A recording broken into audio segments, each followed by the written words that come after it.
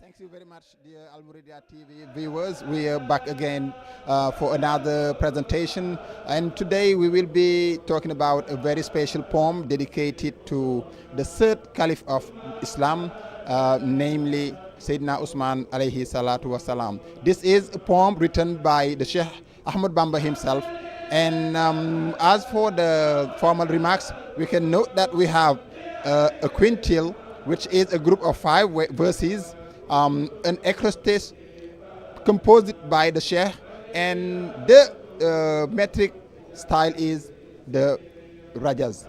And another detail is we have a rhyme in nu.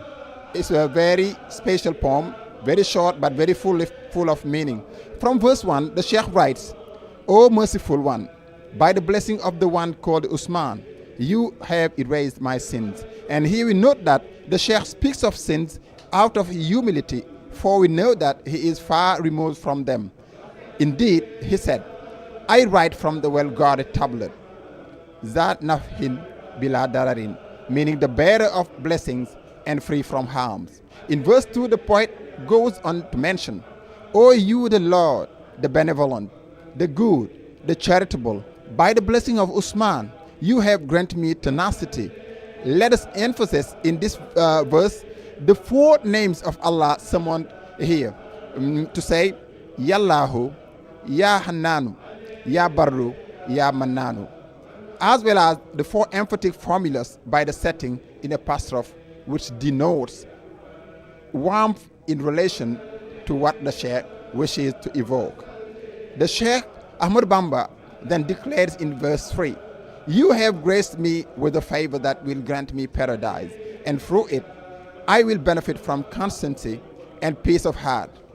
We can also note here that there are 2 realities which regularly cohabit in the Sheikh's writings.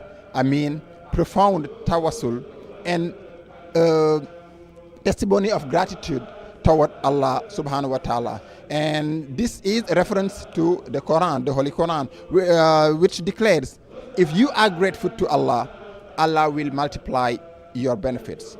In verse 4, the author writes, "You have diverted from me to another all that my incite to transgression. You are surely the retributor."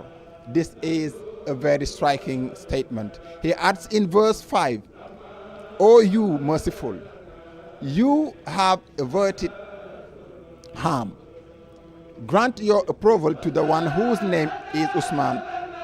Like the previous poem, Omar, we note that this poem opens and closes with the name of the third Orthodox Caliph of Islam.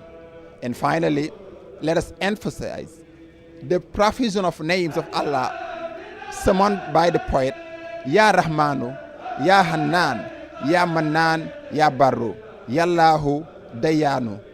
This is a very warm prayer towards Allah subhanahu wa ta'ala. Let us not forget that the revered Usman financed a legendary battle or a legendary campaign of Islam that so moved the Prophet Muhammad, peace be upon him, said that he spent an entire night praying for him. Moreover, the Sheikh reports in Raya that the Prophet, peace and blessing be upon him, granted him intercession for 70,000 people who were doomed to hell. That was the presentation of today. Thank you so very much, and see you next time. Alhaji Mansour.